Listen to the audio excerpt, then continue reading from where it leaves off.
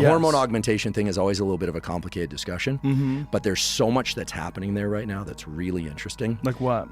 Well, for instance, sort of back to the topic of supplements, I always say, look, their behaviors are the fundamental layer. You have to do the right things for anything, for sleep, for learning, for sports performance. But then there's nutrition, supplementation, prescription drugs, and then off-label stuff, right? And so we always think about, when you hear hormones in sports, you always think just the raw conversation about anabolics, all the banned stuff. We could talk about that stuff and how it works. Years ago, I used to work on androgens, testosterone and its derivatives, and how it impacts brain development and body function, fear, and also mental states. But there's a category of supplements that are very interesting that for most people who aren't exploring testosterone augmentation for sport, work very well to increase testosterone by about 100 to 200 points. Not, 300, not a tripling or anything like that. And the main ones are two substances. One is called Tongkat Ali.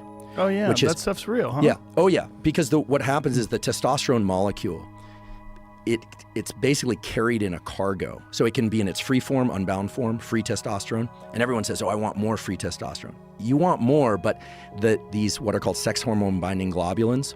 So there's something called sex hormone binding globulin and albumin. They carry the testosterone molecule to the different tissues of the body. So you don't want all your testosterone free. You want some of it bound up so that it can be delivered to the different tissues, including your brain. But if you have too much sex hormone binding globulin, the testosterone can't really do its things, okay? So Tongkat Ali, about 400 milligrams per day, has the effect of raising free testosterone and overall testosterone by about 100 to 200 points.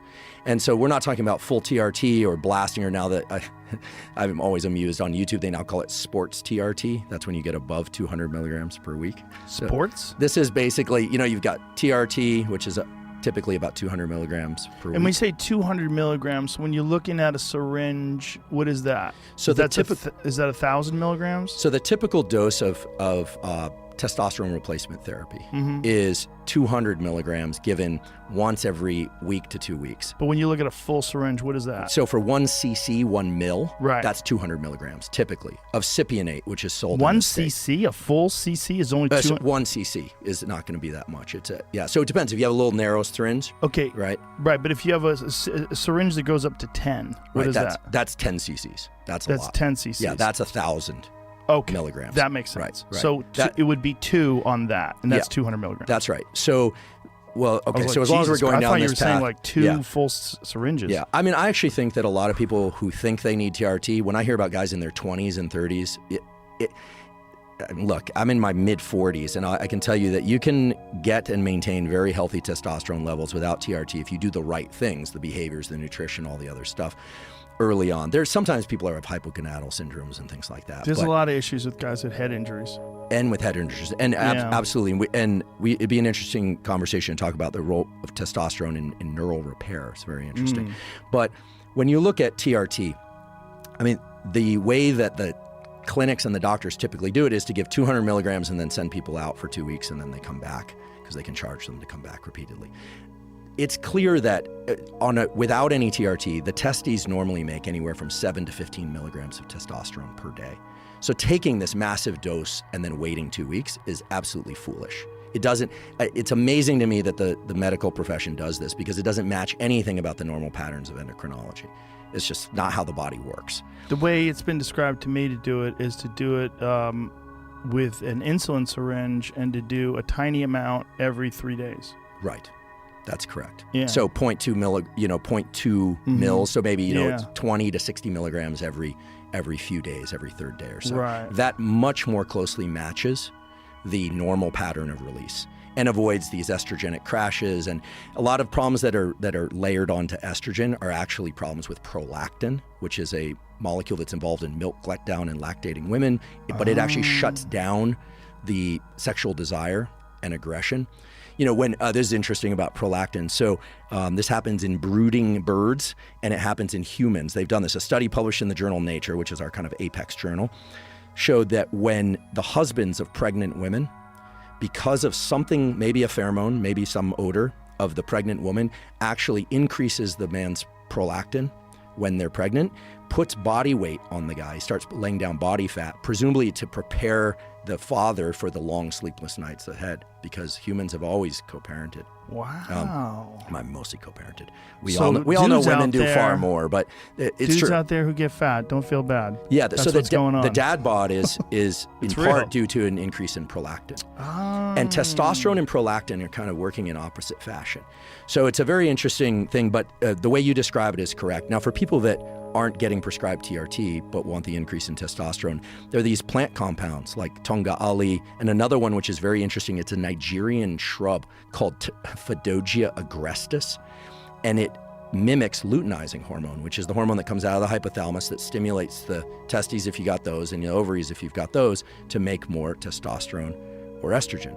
And so those two herbal supplements together can give a significant boost in free and active testosterone. So you said Tongkat Ali can give you 100 to 200? Yeah, about that. Well, what does the other one give you? Fadogia is usually taken at about 600 milligrams, and that can, the most dramatic effect I've ever seen was somebody who had his testosterone down in the low twos, or I think it was like low twos, and he got it up to the 700 range, but Really? that's an outlier, right? Most people are going to see about a 300 to 400 point increase. And that's what the two of them synergistically work Fadogia on? will actually make the testes grow.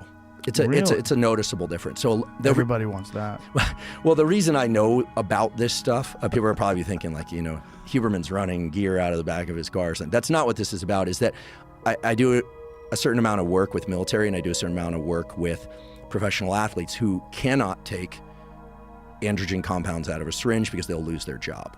Right. Or they've been doing that and they want to come off. Although, and I'm not going to out the organization, but there is one major professional sports organization where, let's just say if somebody gets injured, they have permission to take up to 200 milligrams a week of testosterone. Soccer. No. No? No. Shit. No. But good guess. You almost got me there because I almost countered with the actual thing that it is. Hockey? No. Although those guys have the head injuries. So actually, right? The head injury thing is a serious problem, obviously. So testosterone has the effects we're all aware of, like deepening the voice, facial hair, muscle growth, recovery, etc. Mostly because testosterone increases protein synthesis. You look at a young male in puberty, it's a protein synthesis machine. Yeah. They eat, and they just grow and grow and grow, and they're putting on muscles and they're lean, and So most often they're lean. But in any case, testosterone has some very interesting effects on the brain. The major mental effect of testosterone is it makes effort feel good. Oh, that makes sense. And the reason it does it is that the amygdala, this fear center in the brain, this anxiety center in the brain, has androgen receptors. It has testosterone receptors. And so the way this works in animals and in humans as well is that for most species, the males of that species never get a chance to mate. Right? So if you think about, I'll probably pick an example where you'll know the exception, because I know you know a lot about natural animals and animals that are hunted. But if you think about animals with antlers, like rams, there's been a lot of research, believe it or not, on rams. It'd be fun. I'd love to work on rams. You know, rams have enormous balls. And they have to fight for the right to mate. Yes. And the fighting is a choice, right? And the decision to walk away is a choice usually. They usually don't kill each other, although I know some of the injuries can lead to death. So testosterone, these surges in testosterone that happen seasonally in certain species like rams or even these little hamsters, the males will rip each other's testicles off in order to fight for the right to mate. So males of a given species have to actually overcome the fear of pain and punishment. And the surge in testosterone is what causes the shift to the willingness to engage in battle. And so when humans are taking low doses or reasonable doses of testosterone, or they're increasing their testosterone, or they're going through puberty, effort and leaning into pain and challenge actually has the effect of making the body feel soothed and good. It's a drive. Just like sex is a drive, or drinking water when you're thirsty is a drive. This stuff is all anchored deep within the hypothalamus. This isn't a cognitive thing. That makes sense why young men in particular are really driven to hard exercise and sports that are very difficult, that require extreme effort. Completely makes sense. Yeah. And why when people are testosterone depleted, they feel depressed. And when people have a surge of testosterone, they feel relief and anxiety, provided it's in the appropriate range.